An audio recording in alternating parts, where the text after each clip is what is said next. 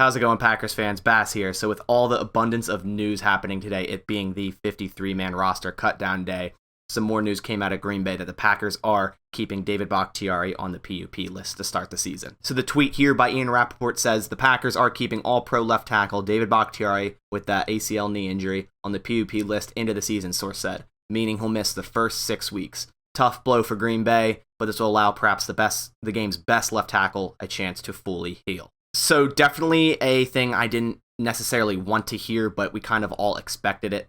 Now, I did have hope that Bakhtiari might be able to return a little bit sooner, maybe say week 3, but that just didn't happen. It's better to let David Bakhtiari get to 100% than try to rush him out there. I mean, they did just pay the man $92 million in December. So some of you may be wondering why they didn't just put him on IR, which would allow him back in 3 weeks. Now, that never really was an option because in order to go on IR, he would have to be on the 53 itself. And in order to be on the 53, he would have to come off the PUP list. And then you can't get put on IR with the same injury designation that got you off the PUP list to begin with, if that makes sense. So David Bakhtiari is not eligible to practice until week 7. And then the question comes up that will he play that week with only 3 days of practice? Then the week after that, in week 8, the Packers do play Washington on Thursday. So the Packers' easier half of their schedule is definitely the first half. Now, you'd rather have David Bakhtiari through the entire season, but if there was a half to choose not to have him, obviously you would choose the first half. Just trying to take a positive outlook here, think of the silver lining. So this obviously means that guard or every offensive line position, Elgton Jenkins will be the starting left tackle to start the season. He's been playing there all of camp, and he will pretty much be the starting left tackle for the first 7 weeks minimum. And I've said this in previous videos, I am very, very confident in Elgton Jenkins, and you should be too. He's one of the best up-and-coming offensive linemen in the league. No doubt an all-pro capable offensive lineman. And in my opinion, he's probably the most versatile offensive lineman, and it's exactly the guy you'd want for this job. So in 2020, Elgton Jenkins did take the majority of his snaps at left guard. Weirdly enough, he did start the week 1 game at right tackle, but nearly 66% of his snaps were at left guard in 2020, 29% at center, and about 6% at either tackle spot, being left tackle and right tackle. But as I said, he's been playing left tackle this entire training camp, and he's looked wonderful at that position in training camp, going up against guys like Preston Smith and Rashawn Gary.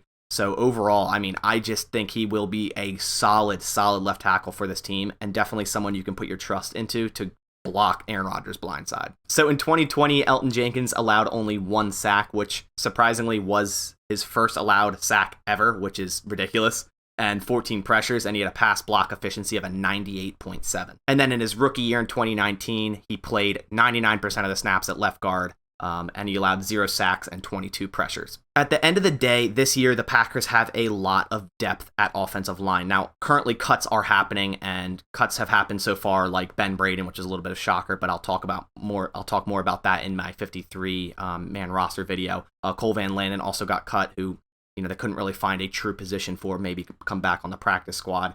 And it's not that you want David Bakhtiari out, like I said, but they're definitely prepared for this. Not to mention at guard, considering Elgton Jenkins is not going to be playing guard. Royce Newman had a wonderful preseason. He could end up starting at guard. And at center, Josh Myers already looks like a veteran there.